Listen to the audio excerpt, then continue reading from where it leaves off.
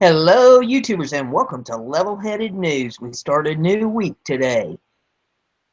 I've got a dozen articles for you, and all the URLs are in the description of the video for your convenience. First one we have here is off of the Washington Post.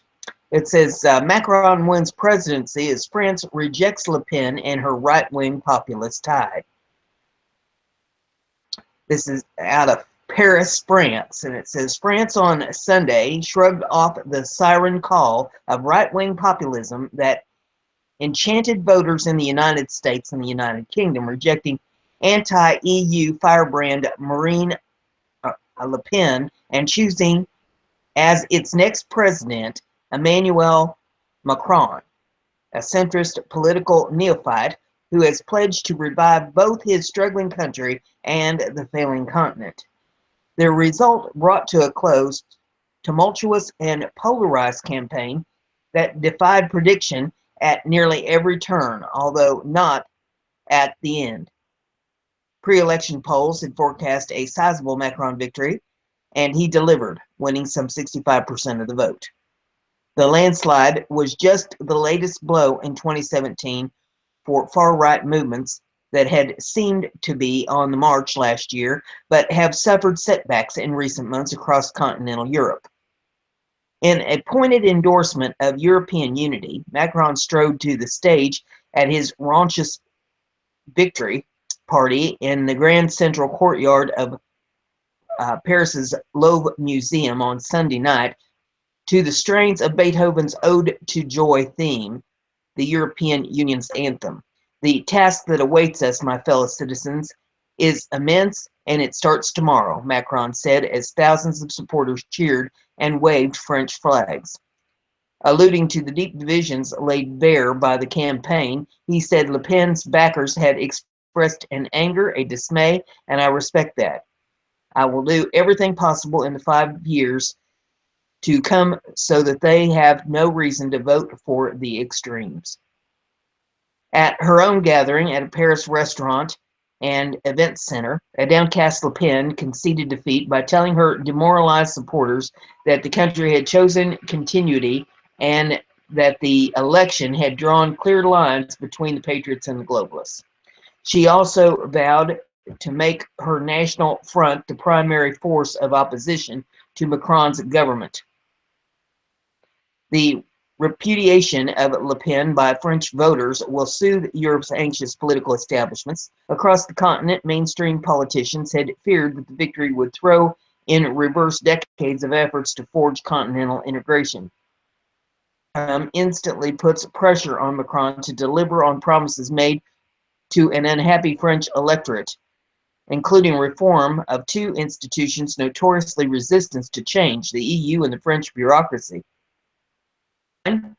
The trim, blue-eyed, and square-jawed Macron will become France's youngest leader since Napoleon inaugurated Sunday, and his election caps an astonishing rise. With a background in the investment banking and a turn as the economy minister under a historically president, he may have seemed an ill fit for the anti-establishment anger coursing. A lot of people cursing, anger coursing through Western politics. But by backing France's traditional parties and launching his own movement, or Onward, Macron managed to cast himself as the outsider, and by unapologetically embracing the EU, immigration, and the multicultural tableau of modern France, he positioned himself as optimistic and progressive antidote to the dark and reactionary wisdom of Le Pen's National Front.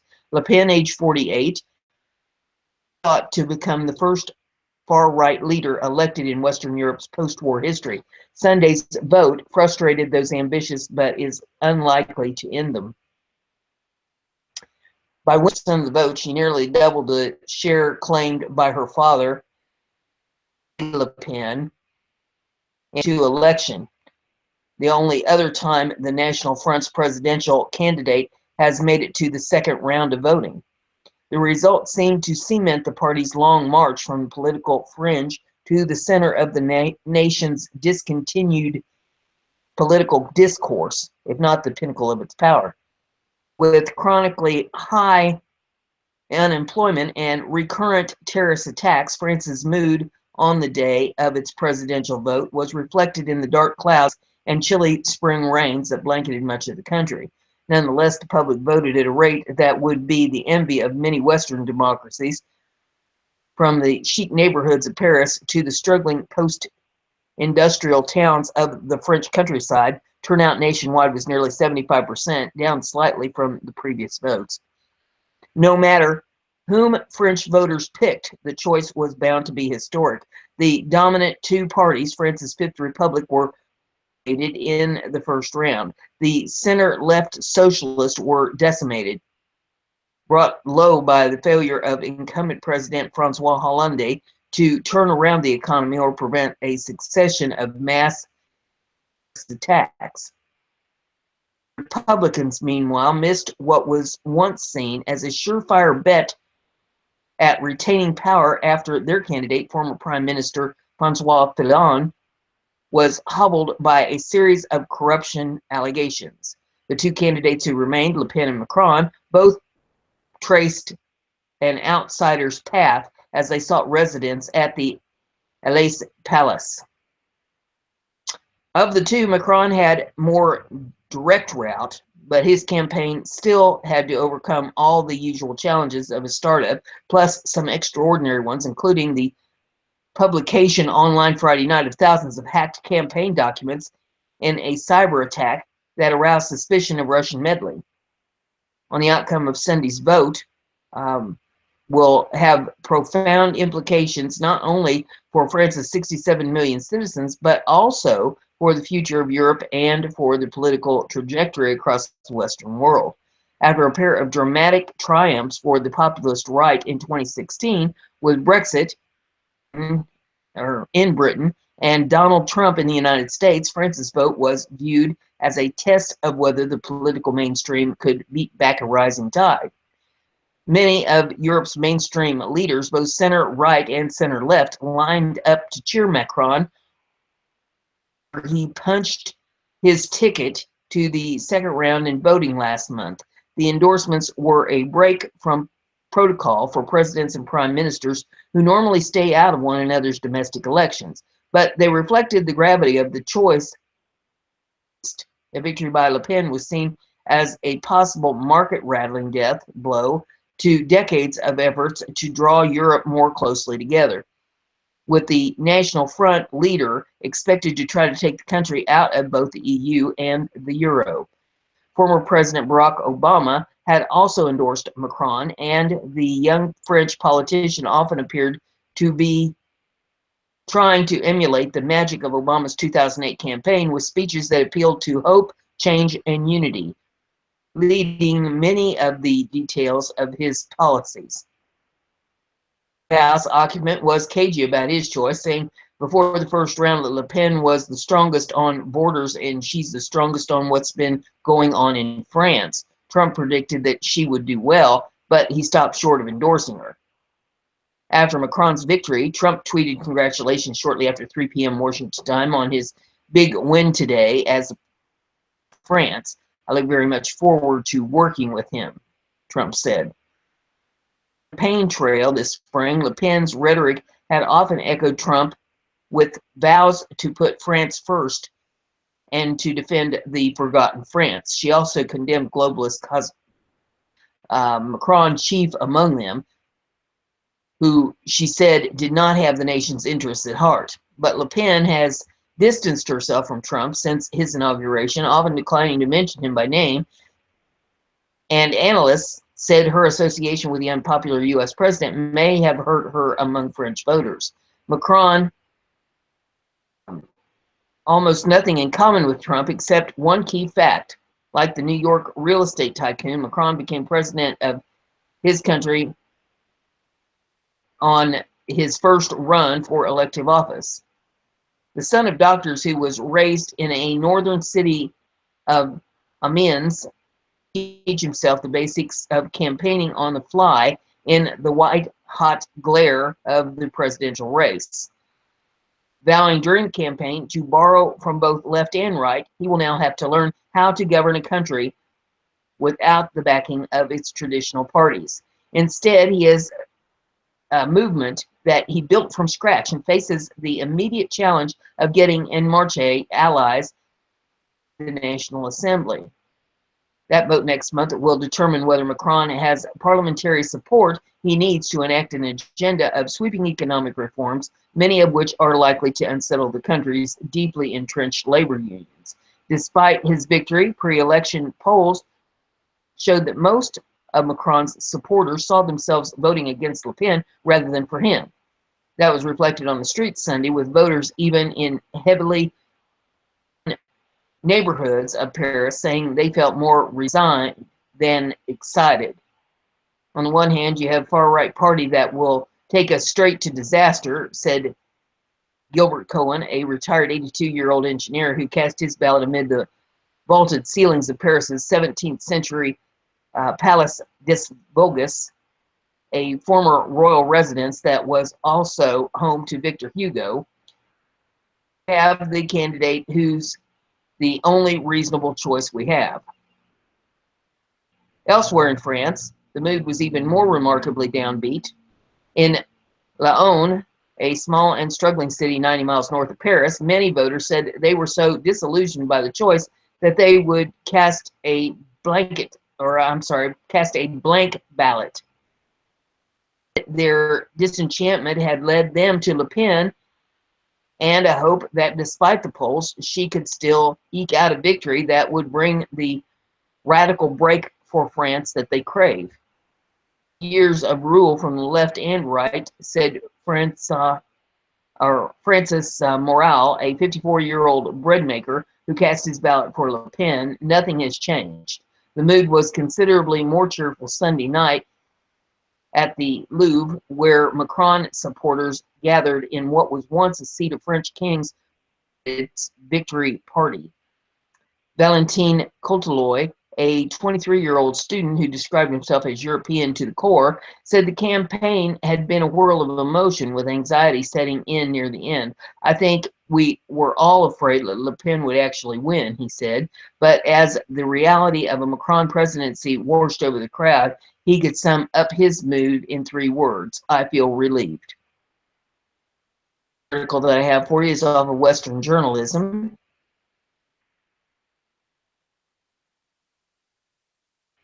As soon as the hamster gets with me, here we go. Bipartisan House votes demands new sanctions on North Korea. And this says the House of Representatives voted Thursday to impose new sanctions on North Korea amid escalating tensions between the U.S. and Kim Jong-un regime.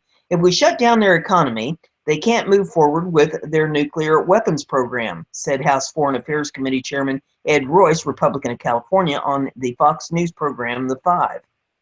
The Korean Interdiction and Modernization of Sanctions Act is intended to enforce limits on commerce with North Korea and to punish the entities that enable its access to the international banking system.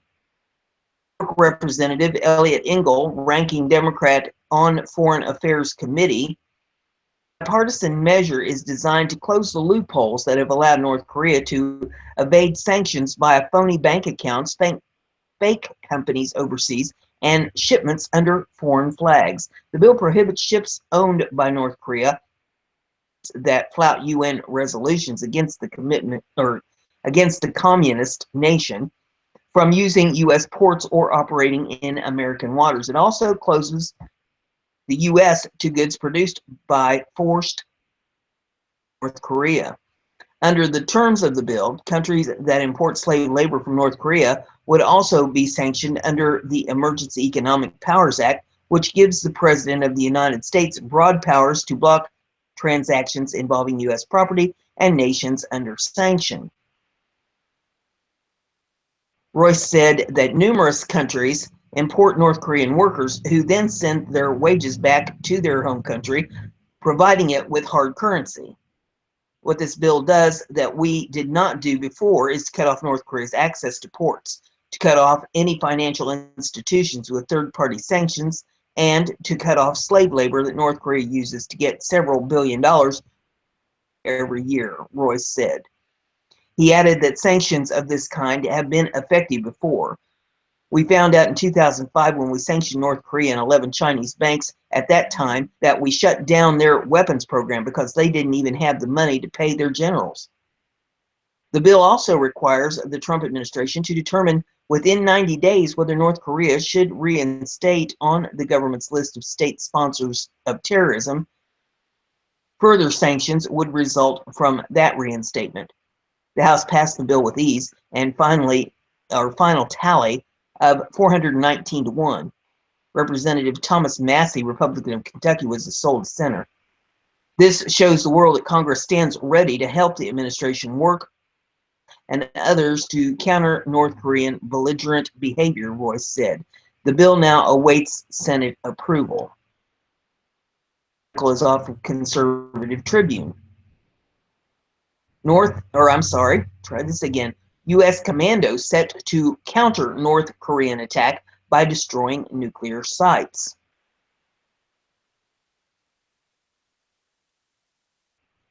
Just in case North Korean dictator Kim Jong-un had any inkling that the U.S. Special Forces didn't have any countermeasures in mind to act out, the Army General who oversees all American Special Forces said the U.S. commandos are ready to conduct operations against any nuclear sites in the North if the need presented itself. Raymond A. Thomas, head of the U.S. Special Operations Command at the MacDill Air Force Base in Florida, testified this week before a House subcommittee that Army, Navy, and Air Force commandos are in position to counter just about any move the rogue nation makes, according to the Washington Free Beacon. Thomas said special operations preparations and training is a war-fighting priority, and there were currently around 8,000 special operations troops deployed in more than 80 countries.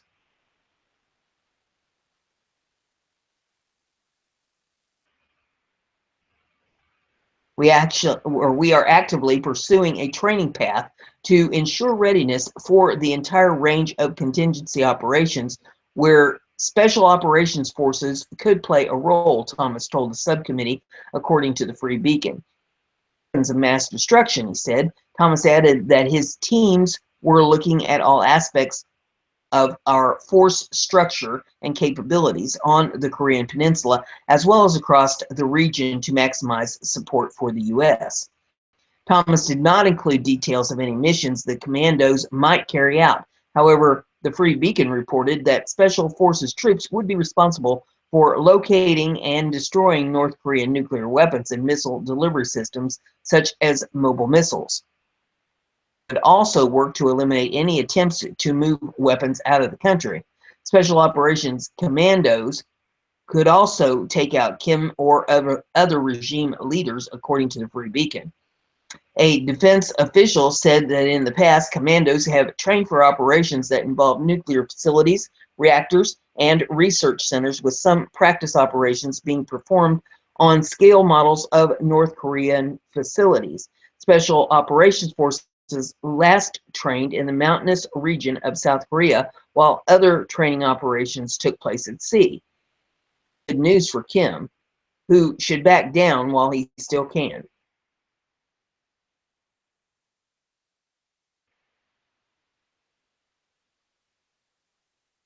And let's see, we'll get to the next one. Here's off of Conservative Tribune. North Korean defector reveals Kim Jong-un's losing control of media. The government, led by Kim Jong-un, is widely known to censor almost everything from the outside world, but one defector recently claimed that Kim's control of information is weakening, Beacon reported. In an interview with the Free Beacon, Choi Yong runs the radio station Free North Korea Radio, based in Seoul, South Korea, explained that more and more people in North Korea have been starting to get information from the outside world. In 2 to 5 years, information has gone into North Korea and has changed the mindset of people, Choi explained. You now have an entirely different generation in North Korea made up of people who are exposed to outside information when they are really young. Age of Twitter, 24/7 news and other forms of mass communication, North Korea truly remains one of the last nations in the world where people don't have access to instant forms of communication, though that may be coming to an end.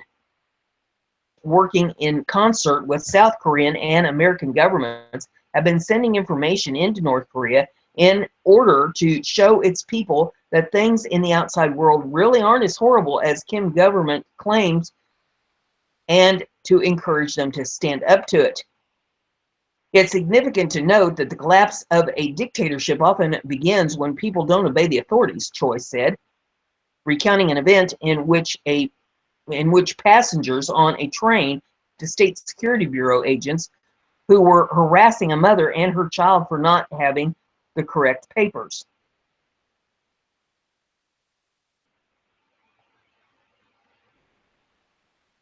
All these attempts to disseminate information is that if military officers in North Korea see how they have been lied to, they will lay down their weapons and surrender peacefully in a confrontation with the West. If we establish wide network inside the military, then it would create huge change. This will basically dissolve the military system that supports the North Korean regime, Choi explained.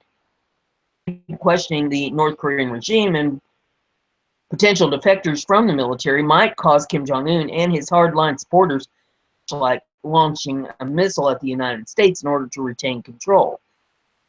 Is one of the most difficult spots on the planet, but hopefully President Donald Trump will find a way to resolve the crisis. The next article is off of Conservative Tribune. Asks all citizens to return from North Korea and come back to China. In an unheard of move, the Chinese embassy in North Korea urged Korean Chinese residents to return home over rising tensions between the North and the United States. The Korea Times, a major English language newspaper based in Seoul, South Korea, reported that the embassy sent the message on April the 20th, which happened for North Korean dictator Kim Jong-un celebrated anniversary of the Korean People's Army in his capital of Pyongyang.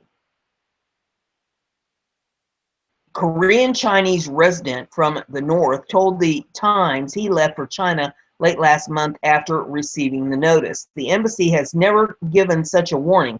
I was worried and left the country in a hurry, said the man whose identity was withheld. The news outlet also reported that the man said many Korean Chinese residents of Pyongyang were not taking the message seriously, saying the city's peaceful atmosphere might lull them into a false sense of security. Warning is an indication that China is worried about what could happen if North Korean dictator Kim Jong-un does something to trigger a reaction from the U.S. military, which is keeping a close eye on the North's movements. China is also watching the rogue nation. Secretary of State Rex Tillerson told Fox News that China had threatened Pyongyang and the North continued to conduct nuclear tests. He said that the U.S. knew that China communicated with Kim's regime. They confirmed to us that they had requested the regime's conduct no further nuclear tests, he added. The North has repeatedly ignored warnings from China, and the U.S., for that matter, regarding its nuclear weapons program and missile tests, which are seen as provocations by neighboring countries. The Chinese warning illustrates how communications appear to be failing, leading the nation to prepare for the worst. The next article is off of Conservative Tribune. Turkey finds nasty Trump present on its border after menacing U.S. troops.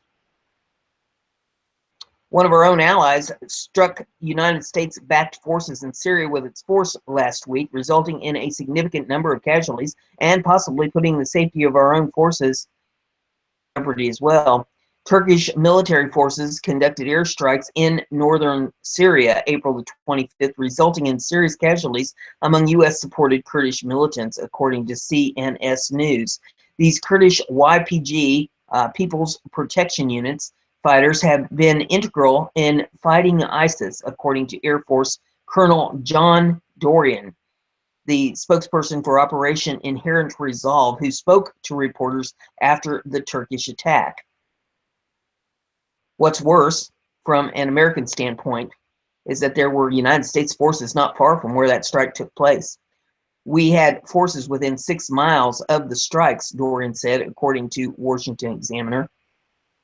Those United States forces were informed of the impeding strike from our so-called allies less than an hour before the strike took place, according to Washington Examiner. Far less time than is reasonable to expect in order to ensure our forces were at a safe distance.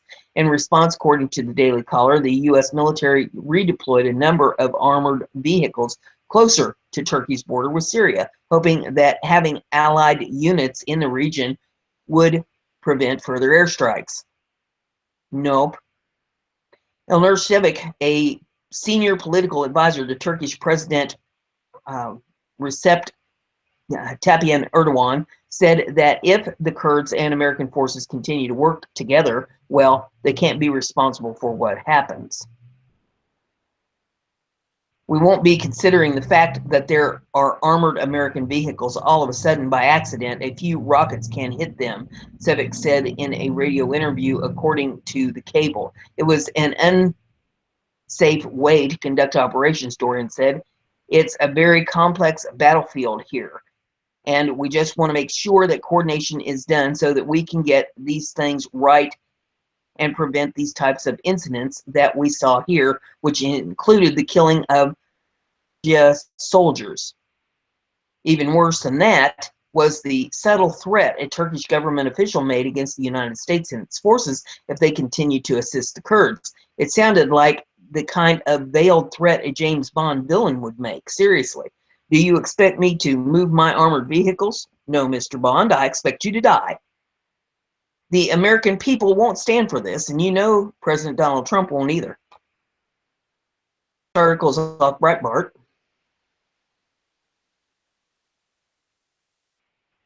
Probe whether Obama undermined U.S. national security to finalize the Iran deal. Politico reports, citing a Politico investigation, Republican leaders of the House Oversight Committee said Friday they have launched a sweeping investigation into whether the Obama administration, in trying to win support for a nuclear deal and prisoner swap with Tehran last year, undermined an ambitious U.S. counterproliferation effort to thwart Iranian weapons trafficking networks. Also, in response to the Politico investigation, 13 Republican senators have demanded answers about whether the Obama administration jeopardized U.S. national security in its protracted, top-secret negotiations with Tehran, and then misled the American public when disclosing the terms of the two deals in January of 2016. The House and Senate lawmakers cited various portions of an April 24th report by Politico that found that the Obama administration, through actions in some cases and inaction in others, significantly hampered a much-touted federal law enforcement effort, counter-proliferation initiative, at a time when it was making unprecedented headway in thwarting Iran's illicit weapons proliferation activities. And if you want to read more on that, there's a link in that article that'll take you to hear more about it. Well, we have is off of Liberty Headlines, and it says Trump Army Secretary nominee withdraws himself. Nominee Mark Green has withdrawn from consideration amid fierce opposition from Democrats and advocacy groups, he announced on Friday. Green blamed false and misleading attacks against him and said he was stepping aside a distraction. It is with deep regret that I am withdrawing my nomination to be the Secretary of the Army, he said in a statement. I am honored that President Trump nominated me for this position. I appreciate his support and confidence in me, as well as that of the Defense Secretary James Mattis and many others, and their desire to make America great again by preparing our military to face many challenges in the world for the safety and security of our nation. Green stirred intense controversy over past comments and his voting record as Tennessee state senator. Opposition mounted over his stance on the LGBT community, Muslims, Latinos, birth control, evolution, and the Second Amendment, among other issues. He said that transgender is a disease and agreed with a questioner who said we need to take a stand on the indoctrination of Islam in our public schools, among other controversial statements. Green had defended himself by saying liberals are twisting his words and attacking him for his religion. He reiterated these complaints in his withdrawal statement. Of public service and my Christian beliefs have been mischaracterized and attacked by a few on the other side of the aisle for political gain, he said. The next article is off of Breitbart.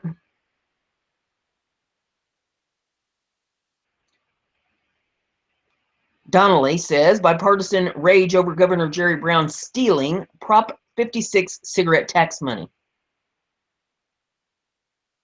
Governor Jerry Brown is coming under increasing fire from all sides for stealing $1.2 billion of the cigarette tax money raised from Proposition 56 and diverting it into the state's general fund. Both Republican and Democrat representatives from California's congressional delegation spoke out this week against Brown's proposed budget in hopes of convincing him to reverse the diversion of funds in the looming budget fight known to insiders as May Review.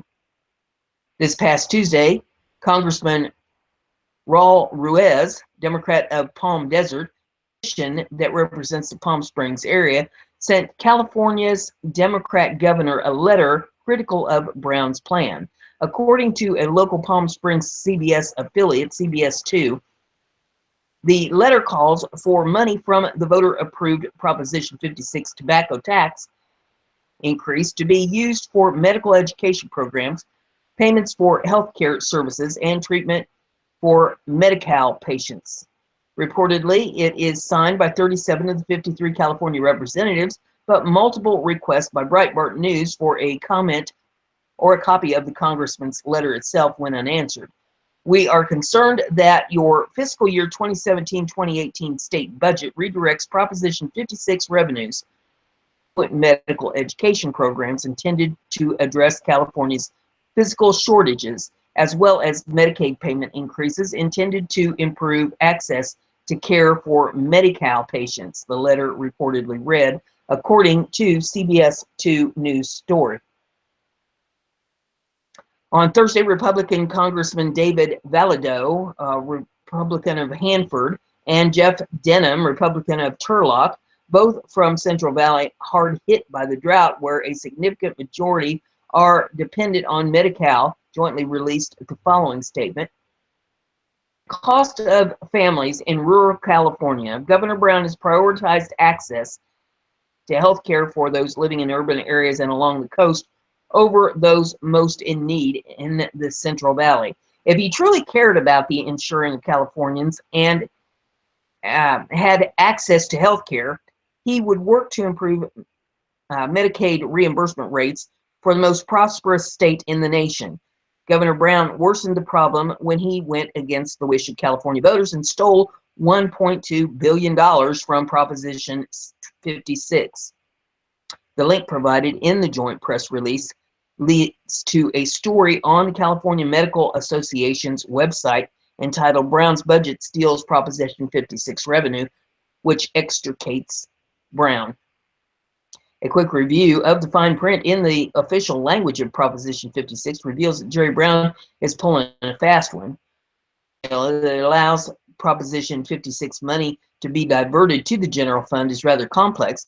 It must first be authorized by the board of the newly created trust fund, dubbed the California Healthcare Research and Prevention Tobacco Act, Tax Act of 2016 fund, until the tax is at least a year old. So Jerry Brown is up to his same old tricks, playing smoke and mirrors with funds he has no control over. There is a very limited pathway by which some funds may be transferred directly to the state's general fund, and it's only in order to backfill a shortfall in tobacco taxes based on the fall off in cigarette sales due to the new higher cigarette tax. In that case, used to make up for lost revenue to the state and affected local governments. Other than that, the money is rather tightly prescribed to replace funding shortfalls for breast cancer research and children's health. 82% of the remaining funds must be transferred to the newly minted Healthcare Treatment Fund, and from there, all the usual government programs, including Medi-Cal, unnamed, access to healthcare programs, and geographical shortages of services, which might be what Representative Ruiz dubs the physician shortage. 13% of the remaining funds must be used for the purpose of funding comprehensive tobacco prevention and control programs. 5% for overhead, unspecified. The portion will most likely be devoured by the perpetual Medi-Cal shortfall, but it's the 13% that is then divvied into so many different pies, it's hard to know if it will make much of a difference. All of the grants have some loose affiliation with research or prevention of tobacco-related maladies. The Department of Education for prevention programs, 5% to UC Systems for medical research, $30 million to State Department of Public Health, DPH, for dental disease prevention, $48 million to law enforcement agencies to crack down on cigarette smuggling, which is sure to increase, $30 million to California Department of Justice to enforce laws related to illegal sales or smuggling of cigarettes, another $6 million to DPH for joint use with LE for existing kids program known as Stop Tobacco Access to Kids Enforcement, called STAKE Act. $6 million to Attorney General for cost of increased enforcement actions and prosecutions. Contrary to assertions by the powerful medical lobby, CMA, who co-sponsored Proposition 56 and who consider Brown's raid on the revenue to be a betrayal of the intent of the measure, the devil's always in the details.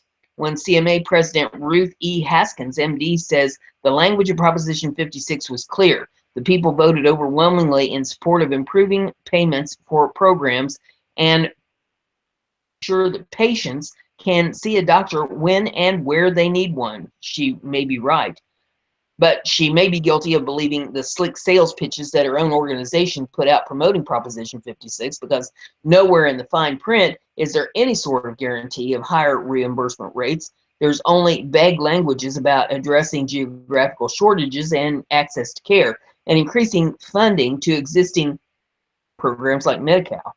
It has been said that money is in the mother's milk of politics, and there's nothing like a virgin slush fund to draw out the jackals disguised as suitors. If Brown raids the kitty, who will try to stop him?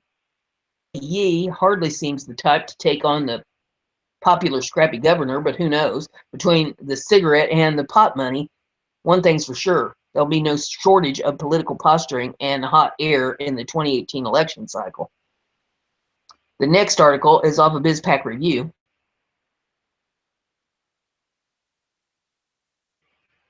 It says, leaked email confirms Loretta Lynch willing to do whatever it took to protect Hillary Clinton from charges. All now agree that the fix was in.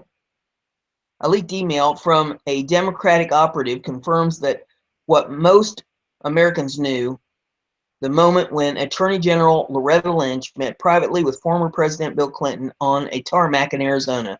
The document reportedly indicated Lynch was willing to do whatever it took to protect Hillary Clinton from criminal charges over the use of private email servers, calling it one of the most significant headlines coming out of the hearing. Fox News chief intelligence correspondent Catherine Heritage reported that the hacked email contained assurances Lynch would make sure the FBI investigation of Clinton didn't go too far. What we heard today for the first time were details about a document that related to Attorney General Loretta Lynch that had been obtained by Russian hackers. She said, and that the document indicated that Lynch would do whatever it took to prevent criminal charges to be brought against Hillary Clinton in the email probe. Of course, when asked about the emails this week while testifying before the Senate Judiciary Committee, Comey refused to reveal who sent the email and who received it. In several of the questions referring to Loretta Lynch, the FBI director said he couldn't discuss it in an open, unclassified setting, Heritage said. The FBI director said today he felt boxed in by Lynch and kind of a victim of circumstances, but that really didn't wash with Republicans. who were on the committee who felt that the FBI director did something extraordinary at the end of last year. That being Comey overreached when he recommended to the Department of Justice in 2016 that no charges should be brought against Clinton for her handling of classified information through private email servers. Here that Lady Justice peeked from behind the blindfold under the Obama administration, it looks as if she lit the cloth afire. The next article is off of BizPack Review.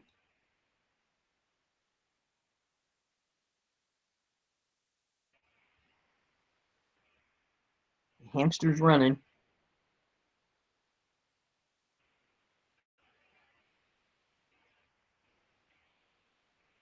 Well, let's hit him with the shock stick, see if that brings him out.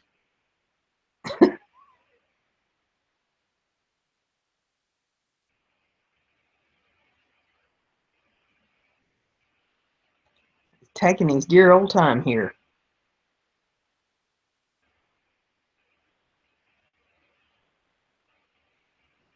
I see the wheel moving, so he's trying to do something in there. He's doing the hokey pokey.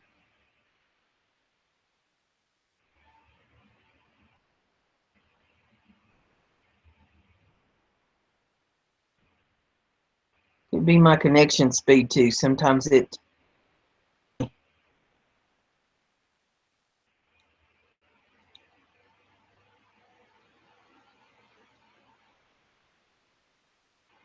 Well, I'll tell you what, while we're waiting on that one, we'll just move on to the next one because it's already up here. Breitbart as the next article. It says Iowa adopts voter ID law. And we'll go ahead and read this one if we can get the page to scroll up a little bit. Along here at a snail's pace. Iowa on Friday became the latest state to enact a voter ID law to protect the integrity of its election process, and the state's elected leaders are already bracing for a legal challenge seeking to invalidate that law before it can go into effect next year. Instead, a Republican who is the longest-serving governor in the nation signed the legislation into law on May the 5th. The bill, House File 516, voter identification requirements to cast a ballot in elections, shortens the time period for early voting, and updates the state's absentee voting procedures. Acceptable forms of identification include passports, driver's license, non-operators IDs, and military IDs. The state will also issue free voter identification cards to provide a form of ID for voters who do not have any of the other documents, ensuring that no one may be excluded into other categories. Voters without proper identification may still cast a provisional ballot, which must be later authenticated before the ballot can be tabulated and added to the vote total. The law also reduces the window for early voting in the Hawkeye State from 40 days to 29 days. Many conservatives object to long early voting periods, positioning that it facilitates voter casting ballots while campaigns are still underway before the candidates have been fully vetted by the public. Protecting the integrity of our election law system, Brenda declared as he signed the bill into law. We're very proud that Iowa has a tradition and history of doing so, and this is going to strengthen our ability and make it more effective and efficient. In order to help voters learn about how to comply with this law, poll workers in upcoming local elections will ask voters for proper ID, but still allow voters who do not present proper ID to cast a ballot. In June of 2018, primary elections will be the first election in which the new requirement will be mandatory. Additional provisions of the new law go into effect in 2019. The Supreme Court upheld an Indiana voter ID law in its 2008 case Crawford versus Marion County. The ACLU is threatening to sue to block Iowa's law, saying it discriminates against racial minorities. Legal opponents have succeeded in blocking voter ID laws in whole or in part in Texas, North Carolina, and other states. These laws argue that voter ID laws violate multiple provisions in the U.S. Constitution as well as federal voting rights laws. States currently have some form of voter ID law, and legal experts believe the Supreme Court is likely to take another case soon to clarify which voter ID requirements pass legal muster. This other article and see if we can get it to come up here.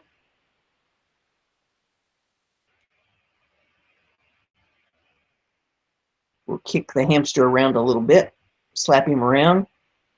Funny.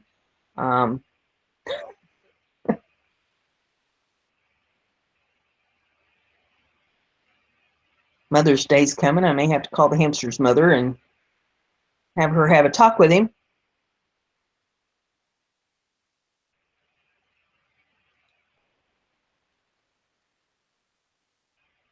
Don't know why he's having such an issue here.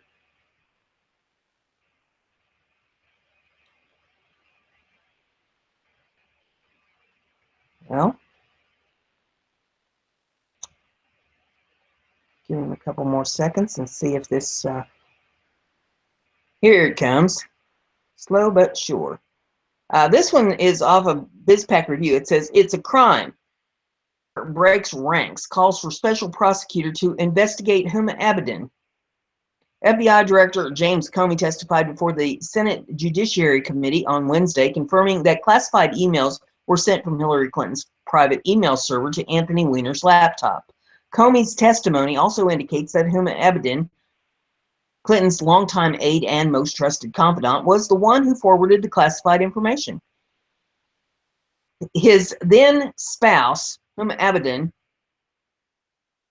and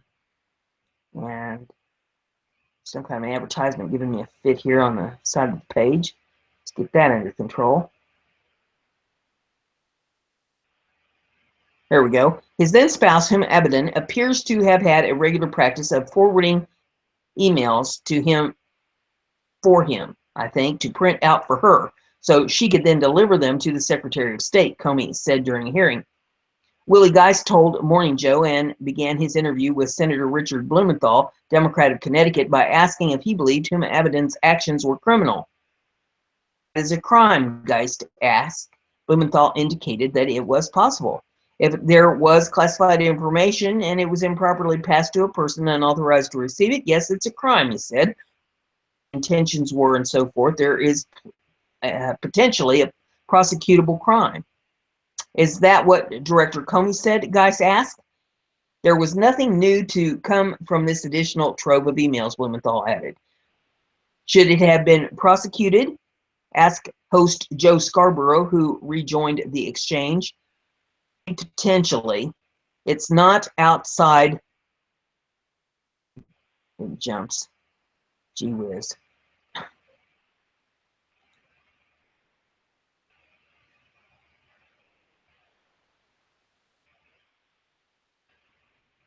Get it to come back here where I can read it.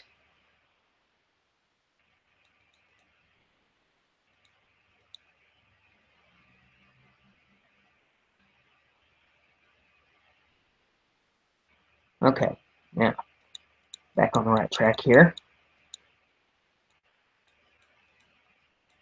It still may be potentially. It's not outside the statute of limitations. Who will decide it? That's why we need a special prosecutor to review all of this investigative material, he said, before pivoting back to Donald Trump's connections with Russia.